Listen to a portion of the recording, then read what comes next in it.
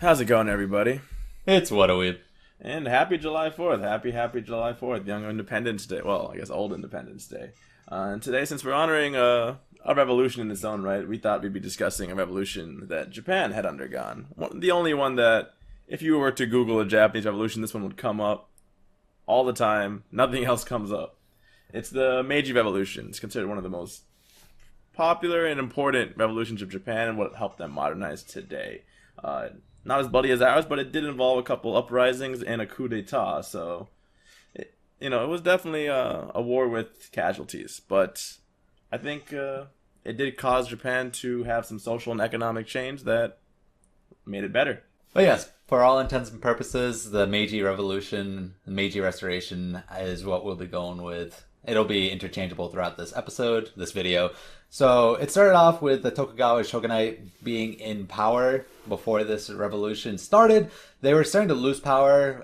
The different domains that different lords had made the entire country ununified, and a lot of people were sick of it. So people wanted to make Japan stronger, but they didn't want to end up like China, where they were selling themselves to Western countries. So the slogan that they decided to adopt was enrich the country and strengthen the army. So this combination of mentality and slogan caused a lot of samurai and their lords to overthrow the weak government and move on with their goals.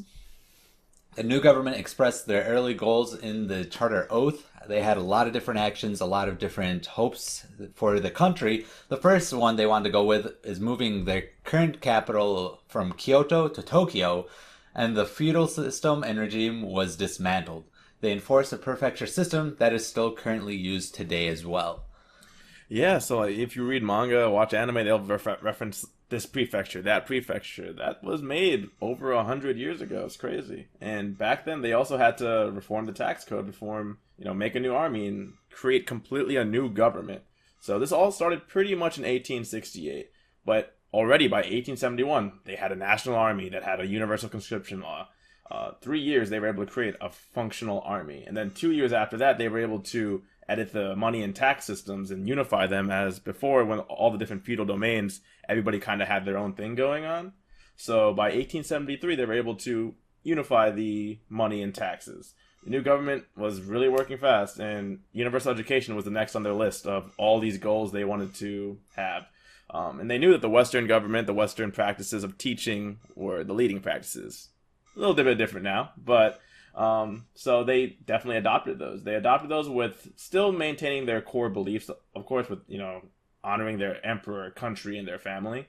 And by 1872, I think school was free for at least 6 years, and everyone pretty much attended it for a greater education. Yeah.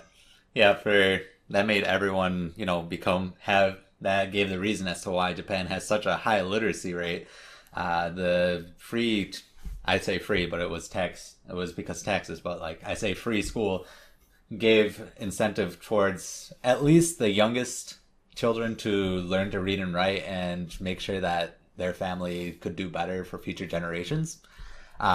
It's not like Japan, going off that, it's not like Japan got rid of its emperor. Like, he was still in power. Like, Emperor Meiji was still a thing. However, he no longer was in power. As much like the queen is today, he was just a puppet at best. Like, he had to listen, listen quotes to the advice that was given from a group that overthrew the shogun of the previous power. The samurai were also no longer recognized and had been stripped of their right to bear a sword. So a lot of them assimilated to Western culture. They got rid of their man bun or hair bun or hairpin. Can't remember what it's. The ponytail on hair knot. That's what it is. Mm-hmm. The hair knot that took way too long. The hair knot on top of them, and started becoming more like businessmen, forcing progression inside of Japan business-wise. And there was no shortage of people like rebelling against this. People still thought of the old ways being the correct way. Shoguns and their lords were the best way to go. So there was a lot of peasant rebellions, and the newly formed army was able to put down almost all of them, and then the final blow was in the 1877 Satsuma Rebellion. Yeah, so Sasama was actually a big hero during the feudal era. So the fact that he rebelled and didn't agree with this, a lot of people resonated with that, and him doing it is like, oh wow, but him being defeated also showed, maybe this new government has to be given a chance. A lot of people don't like dealing with change, but not everybody was ready to pick up their swords and fight against them. There were people who just vocalized what they felt. The popular rights movement was a big thing. Western ideas had started to come into Japan, and a lot of people were like, hey, why don't we have that? We want that. That's more fair. So the whole constitutional government that allowed more participation by the masses. The masses wanted to have a say in their government, who gets elected for them, who represents them. It's pretty much like how we have in America today. And the government was so pressured by this, they promised the citizens a constitution by 1890. In 1885, they created a cabinet. And from there, we led to the Constitution, which was started in 1886, and it was finally finished in 89. So they kept their promise. Hey, they beat it by a year, too. So, so that pretty much created a bicameral parliament, or diet, which a lot of may be similar or more. You guys may have heard of that before, the diet, if you play Persona 5. They do mention the diet in there as well. So that all started in 1890. So by 1890, so this started in 1868. By 1890, they had a constitutional government with elected representatives. Crazy speed, crazy speed. Yeah, that it was sort of crazy how fast they worked, and not only was the government doing really well, they were able to boost their economy like crazy. This country was a most majorly like agricultural beforehand, and then right during this restoration period, they were able to create telegraph lines. Their production numbers increased tenfold. It was crazy. Like in 1870, like from 1868 to 1872, or 1872 to 1890, they created more than 1,400 miles of railroad by itself. That is almost the same distance from London to Moscow. And they, by 1880, starting from 1872, almost every major city had a telegraph line. Like, they were able to communicate, which was probably the first time they've had it for the entire time, in a more efficient way. And they were finally catching up to the Western world. And Western culture and science was openly promoted, helping Japan modernize at a very fast rate. Like, it sort of was Japan coming in late, but coming in late helped them grow that much faster. And then we can see at the present time, like, it helped out a lot. And then it's not like they also got rid of, although they were growing like crazy, they were also valuing their traditional ideas. Like, they wanted to stress loyalty and harmony to their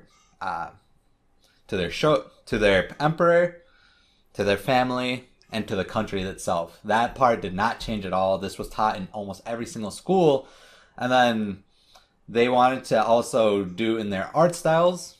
Their art styles blended two genres of civilization and enlightenment, which led to its unique Japanese style, which is still used to this day, and almost everyone can catch that in this modern time. Yeah, so as you can see, the Meiji Revolution or Restoration, whatever you may call it, was a large success, huge success. Most, if not all, their goals were pretty much accomplished, and Japan was modernizing quickly. Previously, they had made deals with foreign powers about different privileges, economic privileges, political privileges they had in their country, kind of like how China had, but not as high of an extent, like the spheres of influence that China had, I believe. So they realized that, and they even removed some in 1894. They were showing that they were powerful. They were able to handle themselves. They didn't need help. They even defeated China and Russia, showing that, hey, look, we have a say. We are strong. We are Japan. They came out and made a name for themselves. And even when the Meiji Emperor died in 1912 and the era ended, these values kept being carried on into the future. Like, it didn't stop. And the people who are pretty much credited with this are, let's hope I don't screw up their names, but Ito Hirobumi, Matsukata Masayoshi, Kido Takayoshi, Itagaki Taisuke, Yamagata Aritomo, Mori Arinori, Okuba Toshimichi, and Yamaguchi Naoyoshi. These are all the people who were in that council that advised the emperor. These are the people who, over time, throughout this entire era, be it they came in later or came in the beginning, they had a huge say. They're the reasons why these ideas were able to go forward. If it wasn't for them, Japan may have not become what it is today. Yeah, they did a huge part. Shout out to our boy Yamaguchi. At least we know now a cool Yamaguchi. Dang, savage. Not really savage. But yeah, guys, we really do hope that you learned a little bit through this video. Hope you guys did enjoy learning a bit. Hope you guys do enjoy, if you are in America, this Independence Day. Hope you guys enjoy the fireworks. If you guys did enjoy this video, make sure to hit that like button. It really does mean a lot. Comment down below what new things did you learn from this episode of Topic Tuesday? Also, what you would like us to cover next week. Durka, do you have any final words for the people? Have a good one, guys. Have a good July 4th. I know I will. I'm sure you guys will try to have a good one, too. Fireworks makes everybody happier, so just have fun. So this has been Anester. And this has been Durka. So Sayonara.